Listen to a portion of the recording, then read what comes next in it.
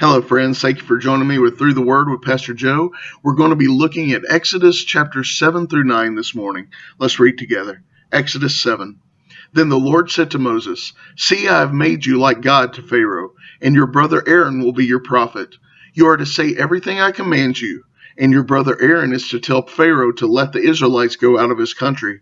But I will harden Pharaoh's heart, and though I multiply my signs and wonders in Egypt, he will not listen to you. Then I will lay my hand on Egypt, and with mighty acts of judgment I will bring out my divisions, my people the Israelites. And the Egyptians will know that I am the Lord when I stretch out my hand against Egypt and bring the Israelites out of it." Moses and Aaron did just as the Lord commanded them. Moses was 80 years old, and Aaron 83 when they spoke to Pharaoh. The Lord said to Moses and Aaron, "When Pharaoh says to you, 'Perform a miracle,' then say to Aaron, 'Take your staff and throw it down before Pharaoh, and it will become a snake.'" So Moses and Aaron went to Pharaoh and did just as the Lord commanded. Aaron threw his staff down in front of Pharaoh and his officials, and it became a snake. Pharaoh then summoned wise men and sorcerers, and the Egyptian magicians also did the same things by their secret arts. Each one threw down his staff, and it became a snake. But Aaron's staff swallowed up their staffs. Yet Pharaoh's heart became hard, and he would not listen to them, just as the Lord had said. Then the Lord said to Moses, "Pharaoh's heart is unyielding. He refuses to let the people go. Go to Pharaoh in the morning, and as he goes out to the river, confront him in the bank of the Nile, and take in your hand the staff that was changed into a snake. Then say to him, 'The Lord, the God of Hebrews, has sent me to say to you, let my people go, so that they may worship me in the wilderness. But until now you have not listened. This is what the Lord says, by this you will know that I am the Lord. With the staff that is in my hand I will strike the water of the Nile, and it will be changed to blood. The fish in the Nile will die, and the river will stink. The Egyptians will not be able to drink its waters." The Lord said to Moses, "Tell Aaron, take your staff and stretch out your hand over the waters of Egypt, over the streams and canals, over the ponds and all the reservoirs, and they will turn to blood. Blood will be everywhere in Egypt, even in vessels of wood and stone." Moses and Aaron did just as the Lord had commanded. He raised his staff in the presence of Pharaoh and his officials and struck the water of the Nile, and all the water was changed into blood. The fish in the Nile died, and the river smelled so bad that the Egyptians could not drink its water. Blood was everywhere in Egypt. But the Egyptian magicians did the same thing by their secret arts, and Pharaoh's heart became hard. He would not listen to Moses and Aaron, just as the Lord had said. Instead, he turned around and went into his palace, and did not take even this to heart. And all the Egyptians dug along the Nile to get drinking water, because they could not drink the water of the river. Exodus 8. 7 days passed after the Lord struck the Nile. Then the Lord said to Moses, "Go to Pharaoh and say to him, 'This is what the Lord says, let my people go so that they may worship me. If you refuse to let them go, I will send a plague of frogs in your whole country. The Nile will teem with frogs. They will come up to your palace and your bedroom, onto your bed, and into the houses of your officials and on your people, and into your ovens and kneading troughs. The frogs will come upon you and your people and all your officials." Then the Lord said to Moses, "Tell Aaron, stretch out your hand with your staff over the streams and canals and ponds, and make frogs come on the land of Egypt." So Aaron stretched out his hand over the waters of Egypt, and the frogs came up and covered the land. But the magicians did the same thing by their secret arts. They also made frogs come upon the land of Egypt. Pharaoh summoned Moses and Aaron and said, "Pray to the Lord to take the frogs away from me and my people, and I will let your people go to offer sacrifices to the Lord." Moses said to Pharaoh, "I leave it to you the honor of setting the time that this takes place." Pharaoh summoned Moses and Aaron and said, "Pray to the Lord to take the frogs away from my people, and I will let your people go to offer sacrifices to the Lord." Moses said to Pharaoh, "I leave to you the honor of setting the time for me to pray for you and your officials and your people, that you and your houses may be rid of the frogs, except for those that remain in the Nile." "Tomorrow," Pharaoh said. Moses replied, "It will be as you say, so that you may know that there is no one like our God. The frogs will leave you and your houses, your officials and your people. They will remain only in the Nile." After Moses and Aaron left Pharaoh, Moses cried out to the Lord about the frogs he had brought on Pharaoh. And the Lord did what Moses asked. The frogs died in the houses, in the courtyards, and in the fields. They were piled into heaps, and the land reeked of them. But when Pharaoh saw that there was relief, he hardened his heart and would not listen to Moses and Aaron, just as the Lord had said. Then the Lord said to Moses, "Tell Aaron, stretch out your staff and strike the dust of the ground, and throughout the land of Egypt the dust will become gnats."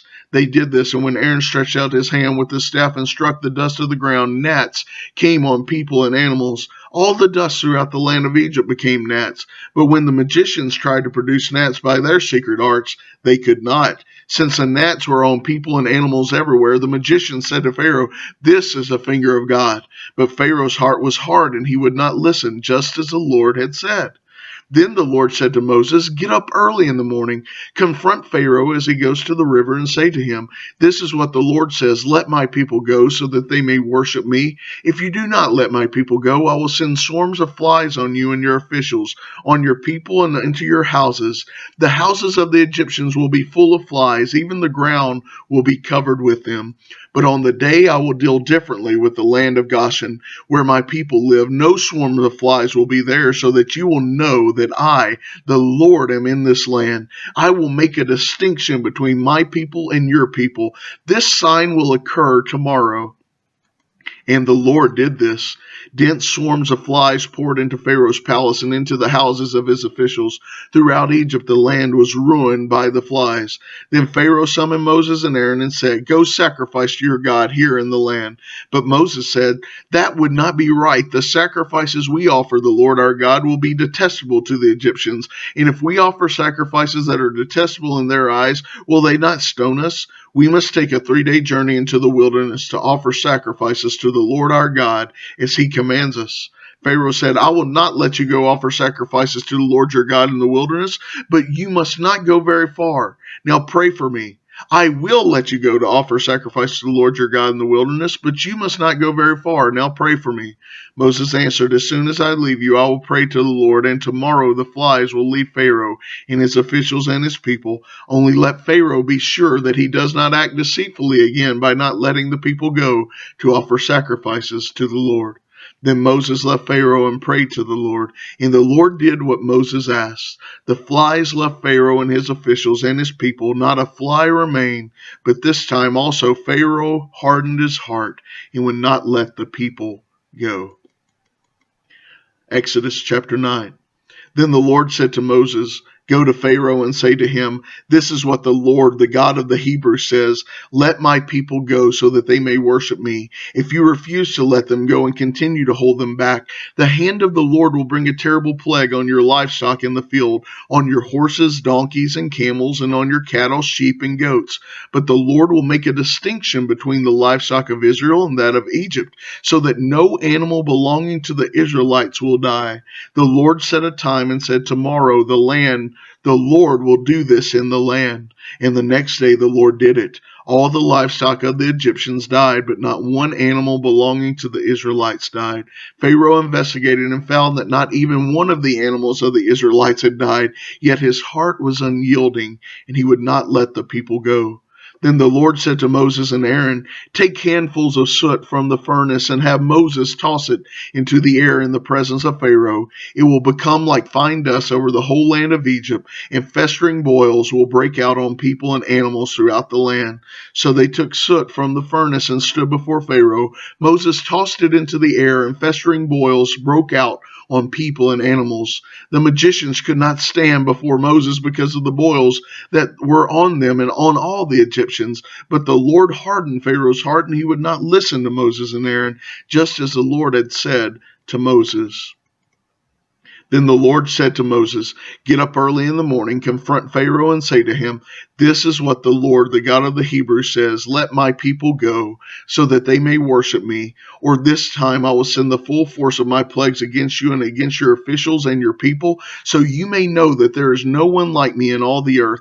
For by now I could have stretched out my hand and struck you and your people with a plague that would have wiped you off the earth. But I have raised you up for this very purpose, that I might show you my power and that my name might be proclaimed in all the earth. You still set yourself against my people and will not let them go. Therefore at this time tomorrow I will send the worst hailstorm that has ever fallen on Egypt from the day it was founded till now. Give an order now to bring your livestock and everything you have in the field to a place of shelter, because the hail will fall on every person and animal that has not been brought in and still out in the field, and they will die. Those officials of Pharaoh's who feared the word of the Lord hurried to bring their slaves and their livestock inside. But those who ignored the word of the Lord left their slaves and livestock in the field. Then the Lord said to Moses, "Stretch out your hand toward the sky so that hail will fall." And we see all over Egypt, on peoples, on animals, on everything growing in the fields of Egypt. When Moses stretched out his staff towards the sky, the Lord sent thunder and hail. The lightning flashed down on the ground, so the Lord rained hail on the land of Egypt. Hail fell and lightning flashed back and forth. It was the worst storm in all the land of Egypt since it had become a nation.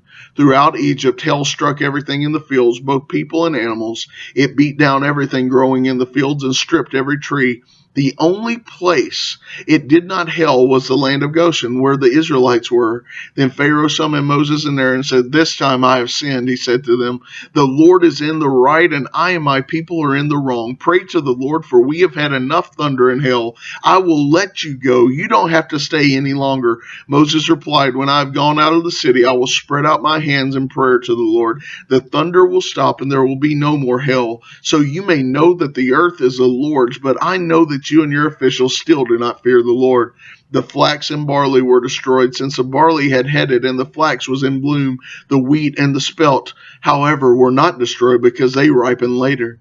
Then Moses left Pharaoh and went out of the city. He spread out his hands towards the Lord. The thunder and hail stopped, and the rain no longer poured down on the land. When Pharaoh saw that the rain and hail and thunder had stopped, he sinned again. He and his officials hardened their hearts. So Pharaoh's heart was hard, and he would not let the Israelites go, just as the Lord had said through Moses.